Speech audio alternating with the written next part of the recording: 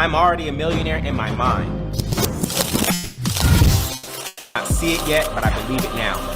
In the same way a seed is called by its finished form, I'm accepting my divine inheritance as a child of God. I'm meant to have life and have it more abundantly. My treasure on earth shall correspond directly to the treasure in the heaven of my mind. Abundance is my birthright. Ashe, amen, and so it is.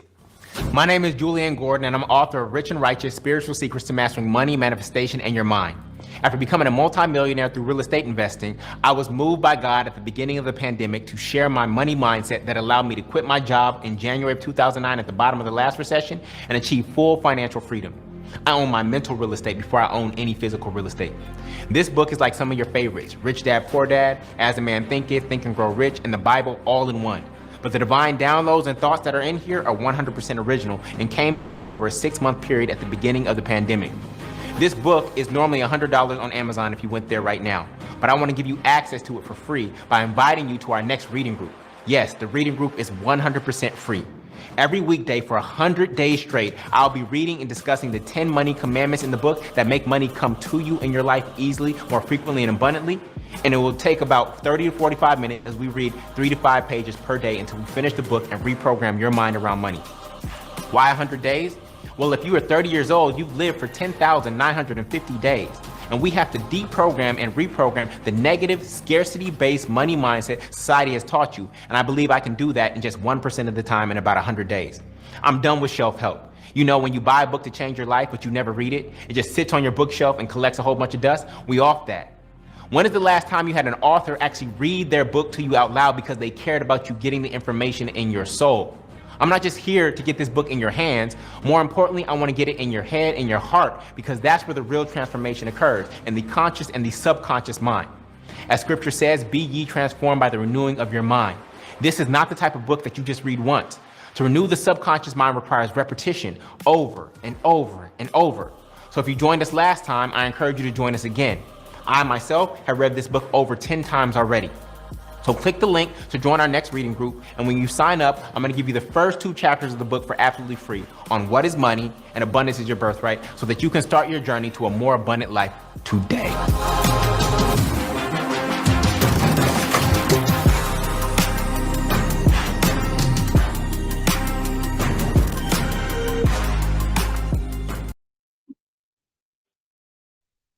What's good, everybody?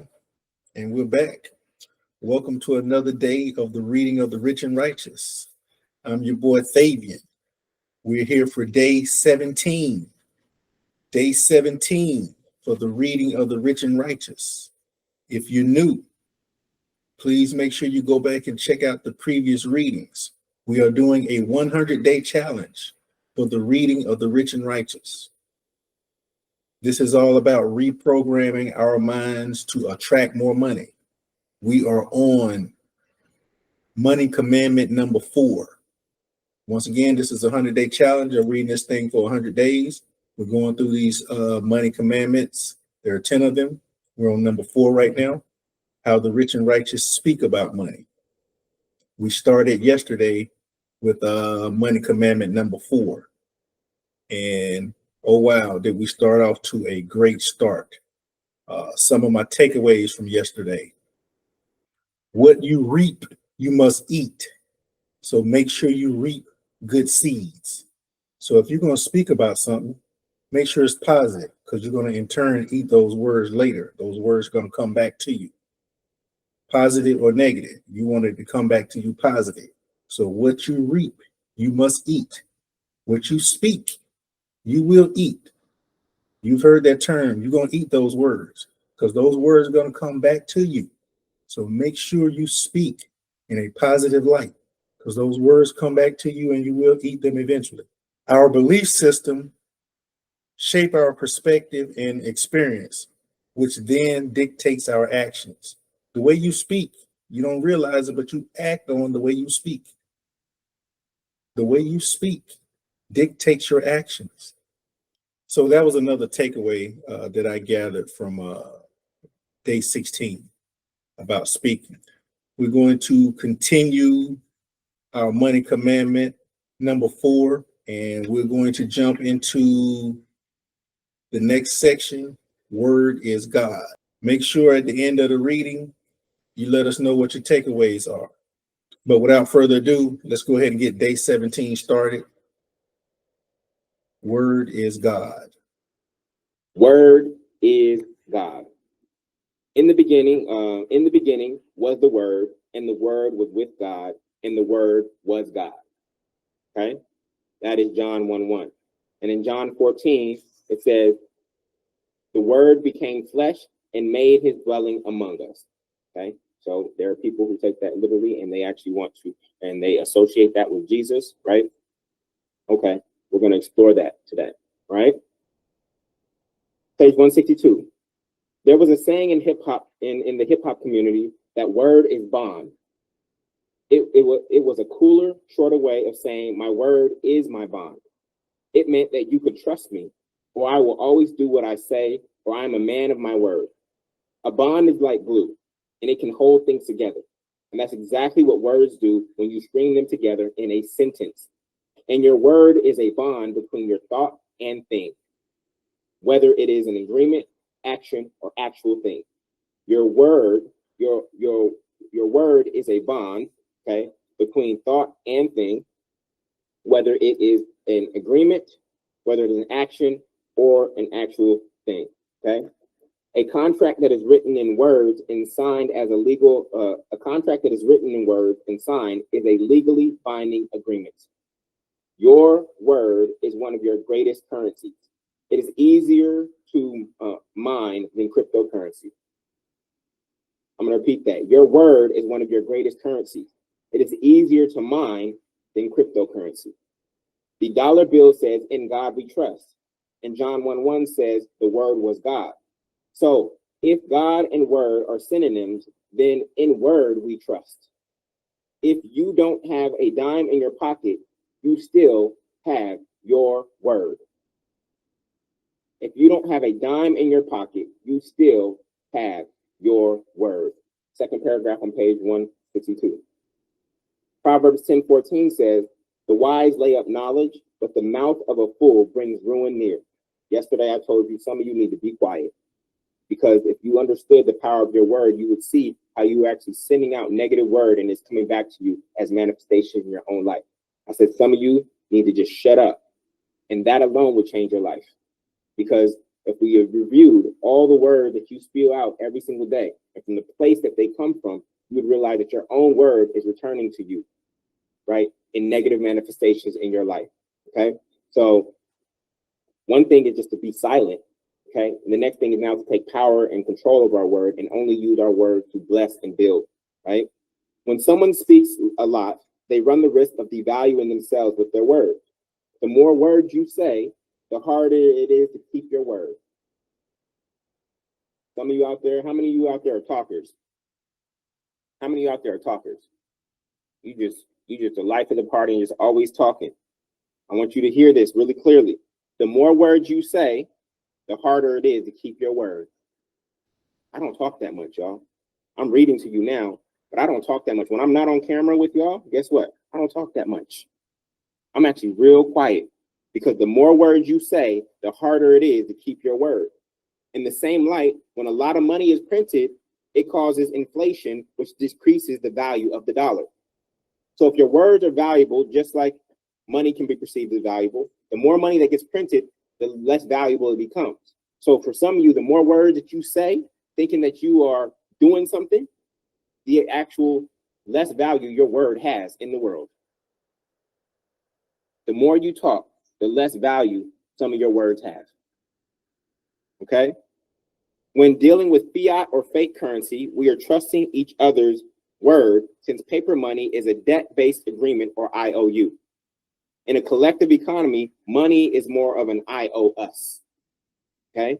So if I have a cow and you have 100 apples and you want 10 apples, but I don't want a piece of your cow right now, then you give me an IOU, right? That is your word. That is your word that when I come to redeem my 10th of the cow, you'll give it to me.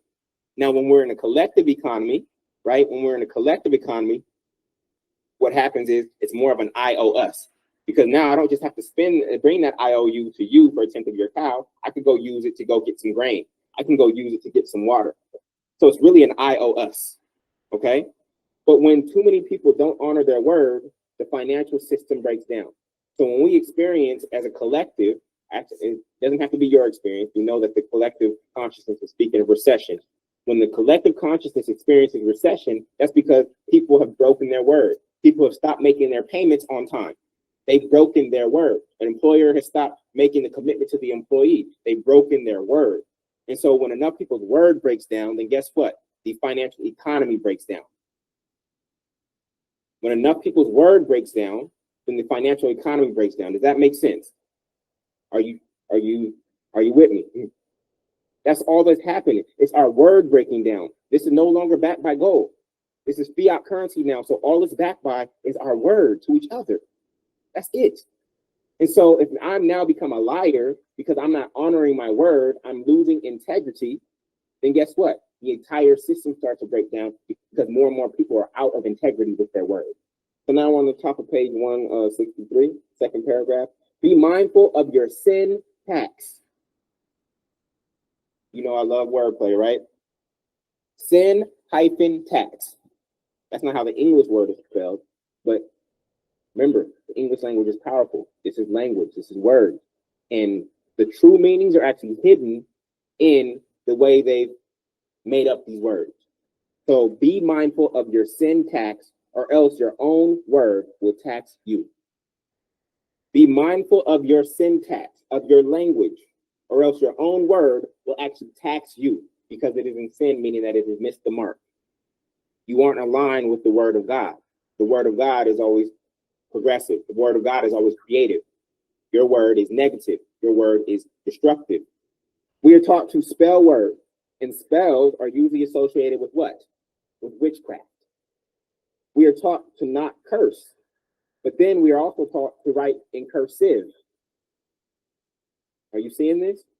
We call certain words root words because they take root when we say them or write them. We call a string of words a sentence, and we call and sounds syllables. You heard syllables. I heard syllables. Okay? As Matthew 12:36 says, but I tell you that everyone will have to give account on the day of judgment for every empty word they have spoken. For by your words you will be acquitted, and by your words you will be condemned.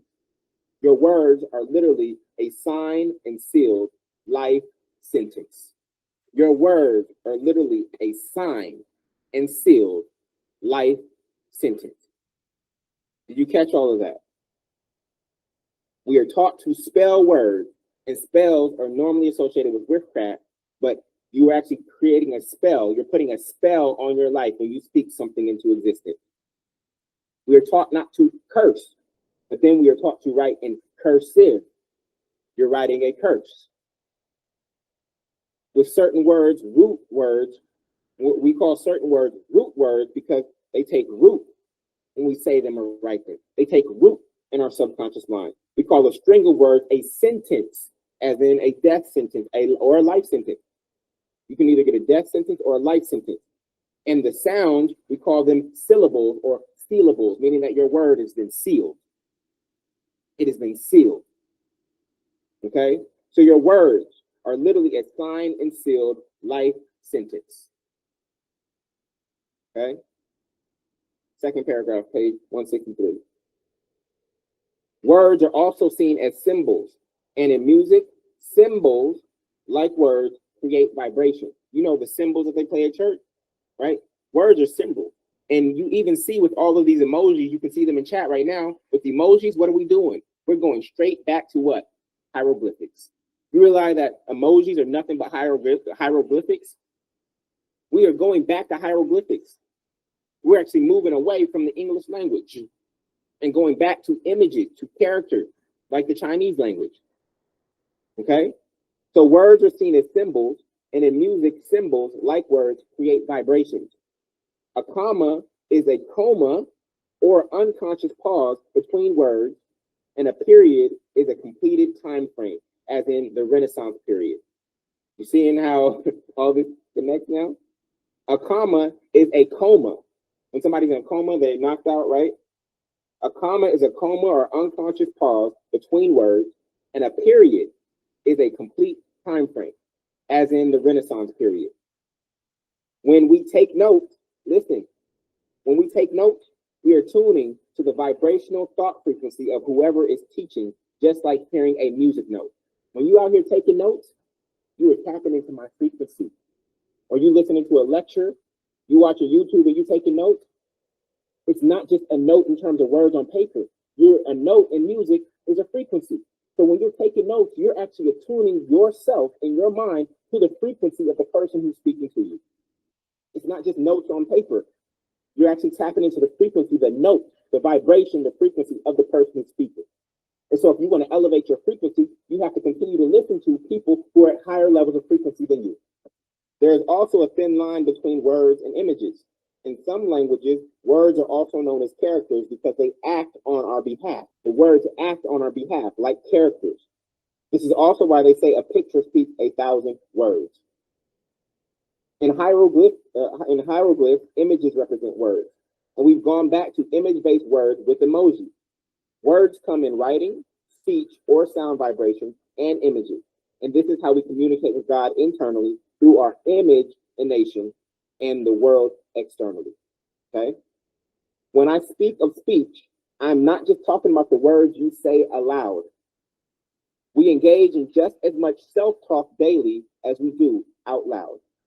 The average person has more than 6,000 thoughts per day and speaks about 7,000 words per day, which are likely informed by those 6,000 internal thoughts.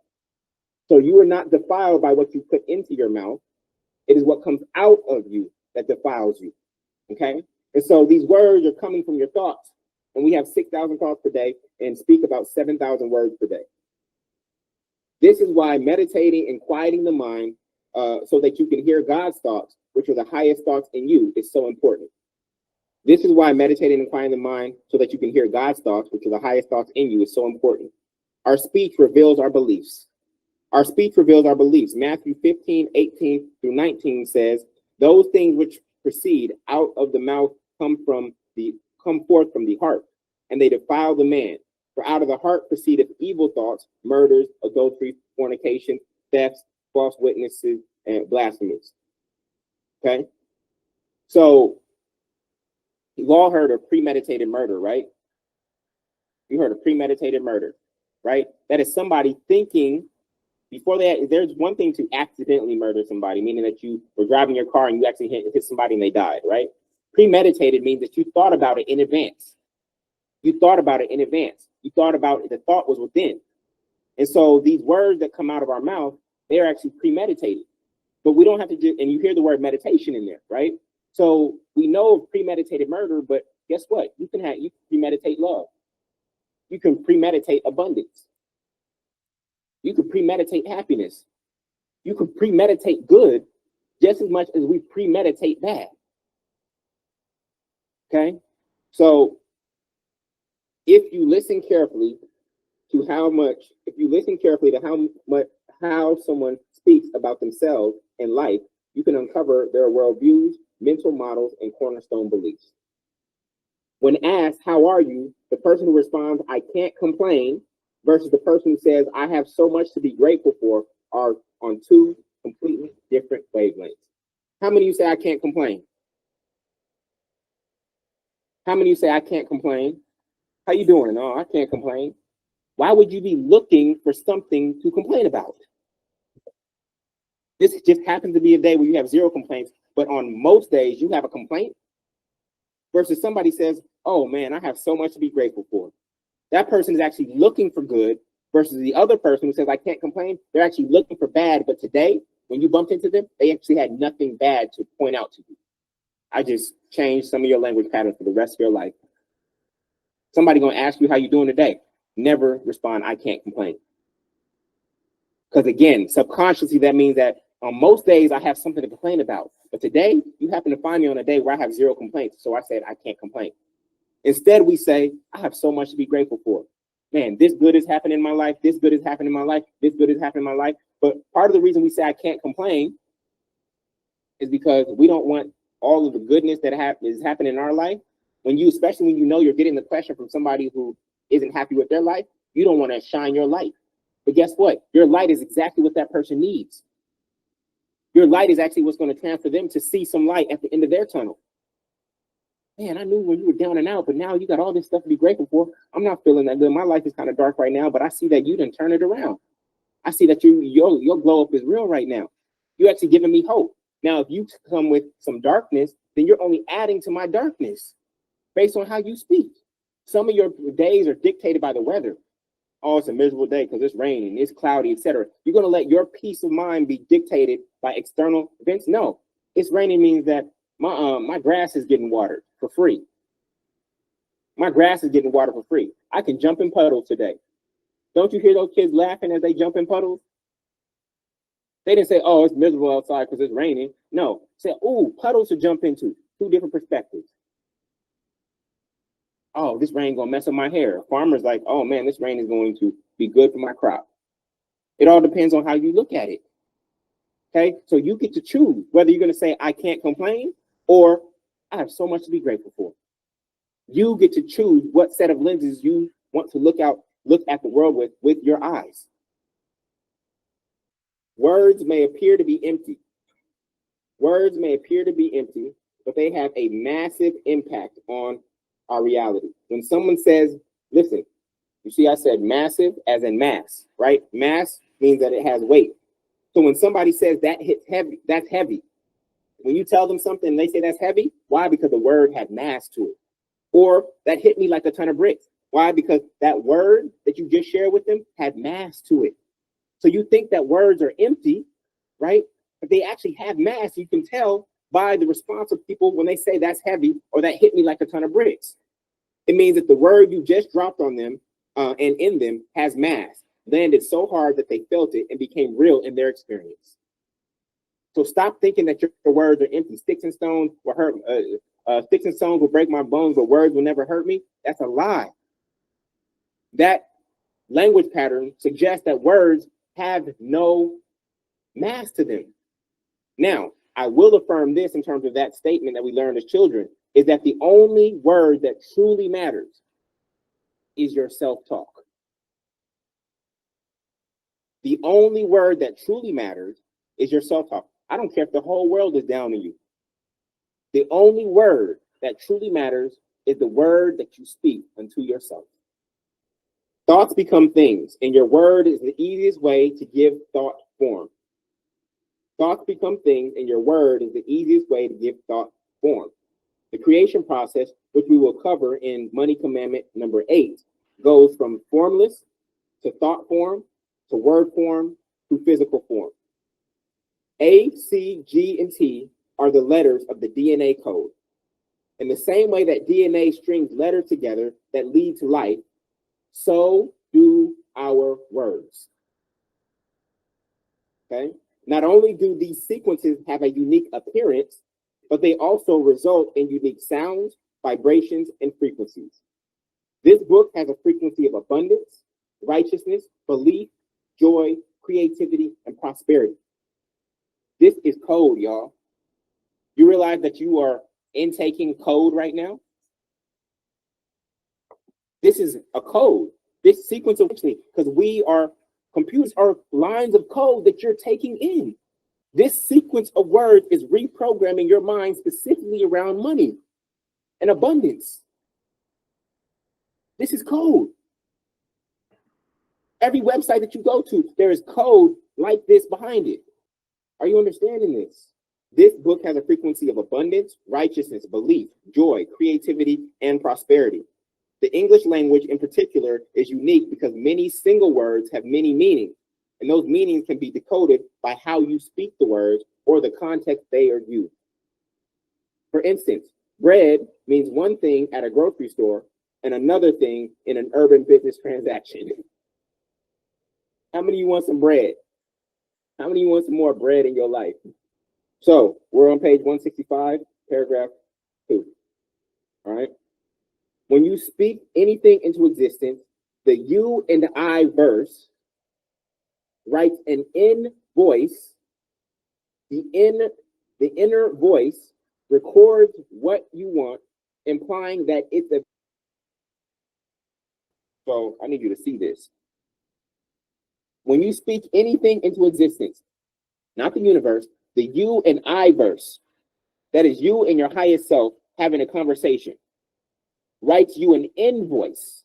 Okay? Invoice. You think that's a coincidence that it's called an invoice? And the in or inner voice records what you want, okay? Implying that it's available and already yours. Isaiah 55:11 says, so shall my word be that goes forth in my mouth. It shall not return to me void. Wait, where else have you heard the word void, family? Where else have you heard the word void? A voided check, right? Are you seeing the connections now? Inner voice. We're talking about voice, but we also know the word invoice. Okay? We're now seeing the word void, but we know about a voided check, right? But it shall accomplish what I please, and it shall prosper in the thing for which I sent it. I'm going to read Isaiah 55:11 again.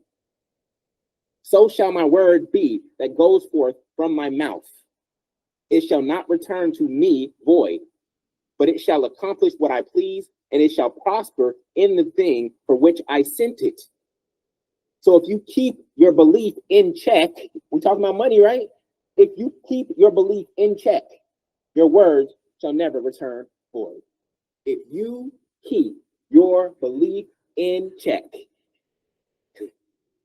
if you keep your belief in the check that you have, you know, they say, right, $1 million on a check. If you could keep your belief in the check or in check, your word shall never return to you void. Whew. Now, all you have to do is pay the price by sacrificing things of lesser value to you, especially old limiting beliefs. How do you pay the price? You sacrifice your lower self. You pay the price by sacrificing your lower self, all your old limiting beliefs that are no longer serving the version of you that you are becoming. That's the price, family. Sometimes that does mean that you need to spend money. You need to go get a coach. You need to go get a course. You need to go get a new license. You need a therapist. Sometimes there's actually a monetary price, but the real price that you have to pay is actually your old self. You have to die into yourself. You actually have to crucify your old self and rise again and resurrect over and over and over. You thought the Christ story was about one man? No, it's about Christ consciousness. It's about you dying unto yourself, to you tearing down the temple and rebuilding it in 3 days. Over and over and over again, leaving no stone unturned. What are the stones? The stones are your belief. The stones are your belief. And some of you have some shaky foundations because your beliefs are shaky. The building block that you use or a program to build your life upon are shaky. And you're feeling it. You over here wobbling like a game of Jenga because you realize my foundation is weak. And I'm holding on because I don't want to rebuild again. But what do children do? Children, they build something with Legos, and what do they do once they're done? They tear it down and they rebuild something better. And then they tear it down and they build something better. Destroy and rebuild. You're trying to hold on to the first thing that you built because you feel that it's embarrassing to actually tear down what you built. Oh, I don't want to have to rebrand myself. I don't want to have to go get a new career or change jobs or industry. I don't want a new man. I don't want a new woman. I'm going to stick with this one that I have. And your foundation, getting wobbly. But if you just got comfortable with destroying and rebuilding and enjoying the whole entire process of creation, you're like, just like kids. Cool. Let's knock this down and build something better. I have more insight now. I have more wisdom now. I'm going to build something even higher. I'm going to build something on a stronger foundation. Let's go. And then you build that, and Spirit says, time for you to level up. And you think level up just means build on top of what you have? No. To level up, you got to go down and build a stronger foundation first in order to level up. Leveling up isn't just building on top of what you already have. I got to go redo the entire foundation if I want to build up higher. But you're not comfortable with the process of destroying and rebuilding. If you looked at my journey since I quit my job January 9th, 2009 at the bottom of the last recession, you know how many twists and turns I've had? God was like, cool, you achieved that. Go knock that down. I need you to come over here now. Out of obedience, said, okay, dang, I thought I was getting momentum over here.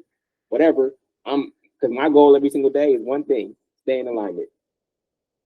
Because I know that if I stay in alignment, I'll never lose. Let me not even say never lose. That is a double negative, which means it's a positive, but I will always win. If I stay in alignment, I will always win. So out of obedience, I said, okay, let's go over here now.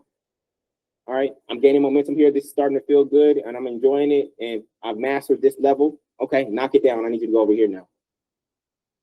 I started in my living room, helping people find their purpose. Then it went to over here, helping people find jobs that they love. So that was driving school for life. Then God said, go over here and do career change challenge. Then go over here and do be paid, teaching people how to do entrepreneurship online. Then go over here and be a speaker at colleges and companies. Then go over here and do masterminds. Then go over here and do real estate. Now go over here and do Black marriages and dating. Now you don't have to tear down the full building, right? All of those things have prepared me to be who I am today. But I had to retool. And that's the part that many people reject. All right. So I was saying that to say there is a price that you have to pay. And that is your old self, the lesser, smaller, limiting version of you. All right. In the beginning was the Word, and that Word was made flesh. Every word is a mental transaction between you and God. With every thought, you are placing a new order, and the universe responds. So be it. This is the law of correspondence. What you want at your core creates a frequency, and God responds. You get to invent the inventory, and God's infinite supply never runs out. You get to invent the inventory, and God's infinite supply never runs out. This is why we are always expanding. This is why the universe is always expanding. Because God is infinite. There's going to be continuous expansion. The collective consciousness may convince you that the economy is contracting, life is contracting. Buckle in, hoard what you have. But based on universal law, based on how the universe actually operates, it is always expanding. And so therefore, if you are a child of God, you must always be expanding. Yesterday, we talked about the difference between expensive and expansive. Anything that is going to expand you, say yes. Anything that is going to expand you, say yes. Last paragraph on page 165. God is the infinite source of your supply and the storehouse of this universal substance that can be molded into anything is all yours. God can fulfill any order faster than Amazon Prime if the lines of communication are clear in your mouth and the lines of distribution are clear in your mind and you're ready to receive. When you become a deliberate creator, you become more mindful of how you speak to yourself about yourself because you know that your word is a bonding agent between heaven, right, which is the highest version of yourself and of life, if you can imagine, and earth, your material reality.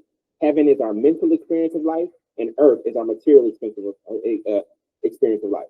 Heaven is our mental experience of life, okay? The highest good that we can see for ourselves and others, right? And earth is our material experience of life. Heaven is not some place you go to after you die. You can be experiencing heaven on earth right now, or hell on earth, and I'll prove it to you. Thy kingdom come on earth as it is in heaven. We are meant to bring heaven on earth. That is why we are here in this experience, to bring the highest good that we can imagine for ourselves and others into the material experience called earth. The moment you speak heaven, your mental experience starts to descend. The moment you speak, heaven starts to descend to earth. Our word affirmed by belief becomes our reality. You hear the word affirm? AF-FIRM. When you make something firm, you are making it real. You are making it tactile. You're making it tangible. So when you are doing your affirmations, you're making the word firm. You're starting to bring it into your physical reality from this ethereal spiritual reality that is in your mind.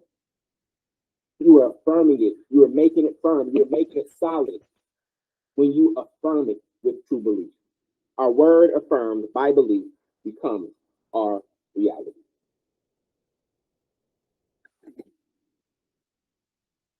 Heavy, heavy, heavy. It's going to take a minute. No, it's going to take some time. Not a minute. It's going to take some time for you to get, for us to reprogram all of the negative thinking that goes in your mind that you just want to spew out. Say less. Ain't that the saying today? Say less. I want you to take that literally. Say less. Oh, you about to cook? Say less. You about to cook? You invite me over? Say less. Right? We're going to take that literally. I want you to say less and listen more.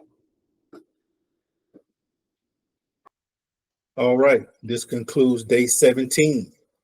Day 17 is officially in the book. We are still in money commandment number 4, how the rich and righteous speak about money. Man, these past 2 days, man, have really been eye-opening when it comes to speaking. You don't realize it, man, but after reading these 2 sections here, we really have to be conscious about what we say. We really need to listen to what we say. And sometimes we don't need to say anything at all. We need to listen to what others say. Sometimes what others say in your light, that'll let you know if they are there for you or not. Remember, sometimes we got to clean up our surroundings. So one of my takeaways, make sure you document your takeaways in the comment section. But one of my takeaways, when asked, how are you? The person who responds always says, oh man, I can't complain. But we want to change that speaking. We want to change that tone of speech. Replace it with, I have so much to be grateful for. I'm definitely going to incorporate that into my everyday speech. Even if no one asks me, I have so much to be grateful for. You have so much to be grateful for. Incorporate that tone into your everyday speech. If you listen carefully to how someone speaks about themselves and life, you can uncover their worldviews and mental models, cornerstones, and beliefs. So this goes back to you doing a little more listening versus speaking. Because once again, the people around you can speak and spew that negativity into your existence. So you want to make sure that the speech around you is solid. Another thing Julian mentions is sometimes you got to break yourself down. You got to rebuild yourself. You got to recreate your foundation so you can move to the next level. I'm guilty of it. Sometimes we don't want to start over. We want to build on where we are. We put so much work into where we are now, and you do not want to destroy that, and you just want to build on that. But sometimes you got to destroy some of that in order to really advance to the next level. So that part resonated with me as well. Once again, man, day 17 officially in the books. Make sure you comment below what are your takeaways. If you don't have the book, make sure you click the link in the section to order you a book so you can follow along. This is the 100-day challenge of the reading of the rich and righteous. Once again, man, thank you guys for tapping in, man. This is so valuable. I'm happy to do this. I like spreading the word, but I also am getting something out of this for myself because this in turns pushes me to ensure that I'm reading the book, that I'm getting the gems, that I'm following suit and making sure you guys do it as well. So if you're tapping in every day, I appreciate you. Consistency is the key. Discipline is the key. 100 days, reading of the rich and righteous. Set a day and time to listen to the videos, to pull out your book, to go through the reading, even if it's not with me. Set a day and time, discipline. discipline, consistency. Appreciate y'all tapping in. See y'all on the next read. Salute.